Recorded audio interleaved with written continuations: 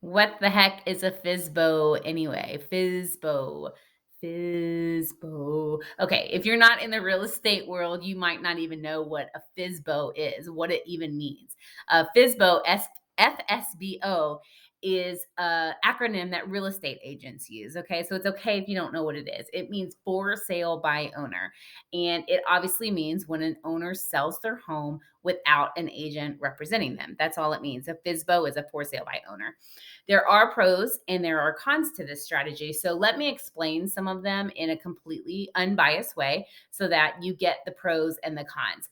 So I'll give you the facts kind of from here on out. So let's start with the pros. The first and most obvious pro that most FSBOs want is the cost savings, because when you're selling a home with an agent, you will pay the commissions on both the buyer sides and the seller side. So it could be anywhere from 5 to 7%. And so most FSBOs will tell you that they're trying to save money. Now, when you are selling your house by yourself, you are typically going to agree to paying the buyer's commission. And that is if an agent that is representing a buyer brings you that buyer, you'll agree to pay that half. So you are significantly reducing what you owe at commissions at the closing time. You're owing about half in most of the times when you have a buyer represented by an agent. Another pro is that you have complete control over the sale. The buck starts and stops with you. You have total control over the listing price. You decide what improvements and repairs you're going to make or not make, and you decide who to show it to, when to show it, and essentially who it is that's going to be the buyer of your home. That's all up to you.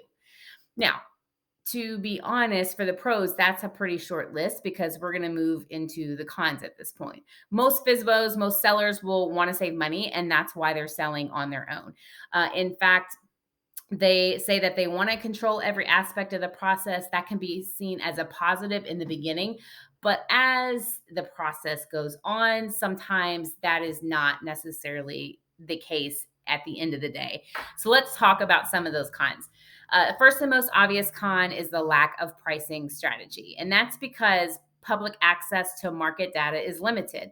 Homeowners don't have always a clear way of knowing which homes are actually selling for which prices, which makes it hard to decide what your house should be priced at. And because closing prices are not required to be publicly disclosed, there's really no precise way for you to compare your home to another. You also may not know condition. You might see a number, but not really know what the condition of the home was. So when you're pricing your home, you could actually be losing more than the commissions that you'd pay a real estate agent who represents you. If you overprice it, on the other hand, it just won't sell or it'll sit on the market, and that causes some more problems down the line when buyers go to try to find your home. They're wondering why it's been sitting. Another con is the lack of real estate knowledge in any given transaction. There can be upwards of 200 steps in each of the process. And along the way, there are legalities, legal terms, there are binding legal contracts, there are acronyms and jargon, and all of this can be pretty overwhelming, especially if you have not very much experience in selling a home. Escrow, contingencies, title, you'll have to know all of those things. And if you miss an important step or forget to sign a legal document, it can cost you thousands because, again, these contracts, anytime you're going to sell a home, are legally binding once you sign them. And finally, I would say the last con on this list is the complete control that you have. Now, I know I said in the beginning that that is a pro, but most sellers, by the end of the day, when they are going to the closing table, they come to realize that it's actually a con when they get to the end or throughout the process.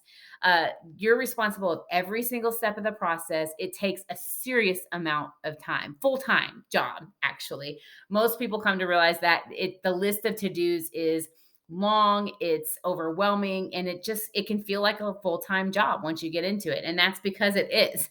I work full-time in real estate, and I can assure you that it is absolutely a full-time job. Real estate transactions deal with huge sums of money. It's the biggest financial asset that you have, and it can be messy and it can be complicated. It can be emotional. Uh, you know, I've been doing real estate, and I can promise you that selling your house is definitely a full-time job.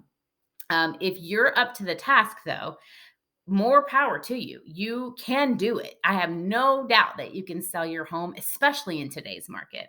But if you would like some help, message me here on Facebook and let's talk about the value of your home and what I can do to help sell your home for highest and best terms in this market, and get you exactly what you deserve for your biggest financial asset.